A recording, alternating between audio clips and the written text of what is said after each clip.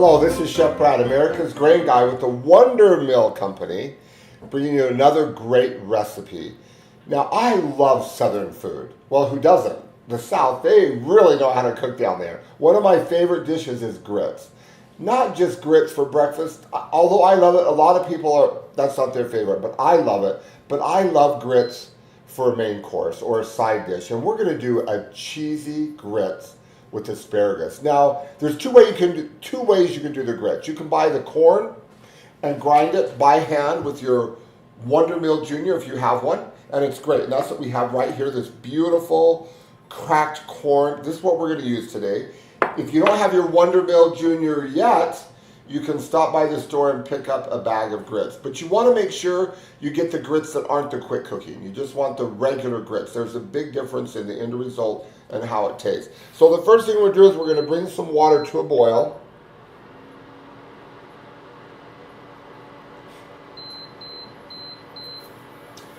We're going to bring the water to a boil, have a little bit of salt in there, and then we're going to add about a cup of grits to the boiling water. And then we're going to bring it to a boil and then bring it to a simmer and let it simmer until it's nice and thick. And you want to stir it occasionally. And then while this is cooking, we're going to grate our cheese and get prepared to make these amazing grits. So the water's coming to a boil here. We're just going to take these grits and just whisk it in there. And remember, anytime you grind something fresh or crack it fresh, that's optimal nutrition. When things store for a while, they tend to lose their value, but when you can crack it or grind it fresh, that's when you get the most nutrition. So doing these grits fresh, and it's a lot cheaper. Oh my goodness, it already smells good. I love the smell of corn. So I'm just going to put this, drop the temperature down a little bit.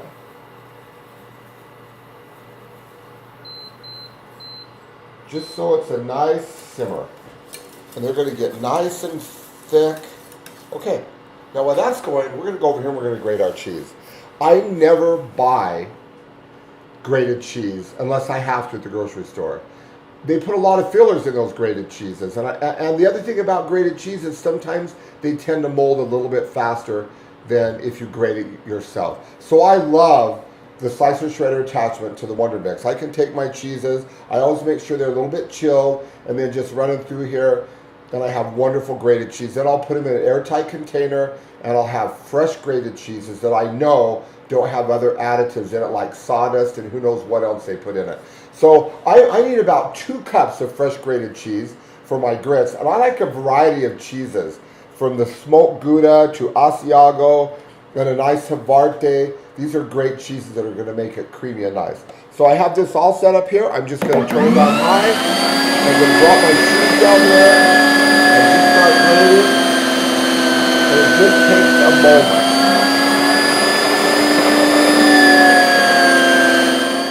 Take it off, and I'll just take a table knife and run it around the edge, and the cheese will fall right out. So let's check our grits here again. They're getting nice and thick. And they smell just like you're in a southern kitchen down south. There we go. There's our cheese out of there. Just scrape it out. Sometimes the cheeses are a little bit softer. That's okay. We're putting it right in the dish, and it's going to be perfect. There we go. Beautiful. Cheese we have there. So these are a creamy asparagus grit. I put asparagus over the top of them. So what I do with my asparagus is I take my asparagus and I just cut off the tips of it right here. And then I'm going to put these in here, and then I'm going to go down maybe about 2 inches, cutting just little tiny pieces. I don't want to go down where it's really tough and hard. I don't want it to be chewy. I want it to be tender and soft. So just go down there, and then this part you can put in your mulch or do whatever you want with it. But I have the tender parts right here. And I'm going to put these in here. Then we're going to saute these with just a little bit of olive oil and butter, and they're going to be perfect to go on top of our grits. These grits are just about done. We want it to be a little bit thicker, and then we're going to add our cheeses, put them in a casserole dish, and cover them. So I have my beautiful casserole dish here. This is a great side dish, believe it or not. Even with turkey or ham for the holiday meal, it is a great side dish. Okay, so this is nice and thick. We're just going to set this to the side for just a moment, and it will continue to thicken. So now we're just going to saute this in the olive oil and the butter.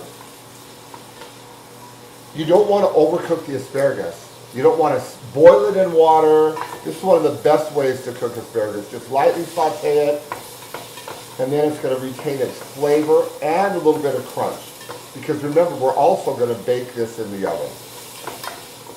Okay, while this is sauteed, let's go ahead and add our cheeses to our grits. We just want to put a couple cups of cheeses in here. So I'm just going to grab a little bit from all parts of this. We have the Havarte, the Asiago, and the smoked gouda. Beautiful. We're just going to mix this up in there.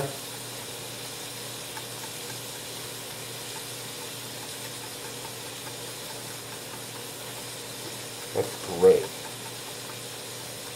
We're going to pour our grits right here in our casserole pan.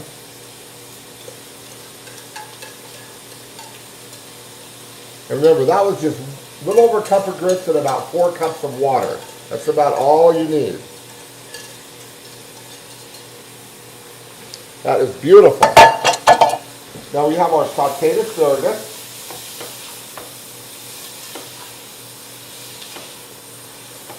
A little bit of salt and pepper. A little bit of fresh ground pepper. And look how pretty that is. Beautiful. Turn this off. We're going to take this and just put this right on the top of the grits.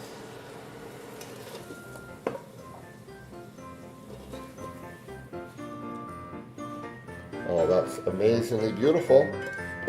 Beautiful holiday dish, don't you think? There you go. And now we're just going to sprinkle a little bit of cheese over the top of this. And we're going to place it in the oven. And we're going to bake it until it's bubbly and golden brown on the top.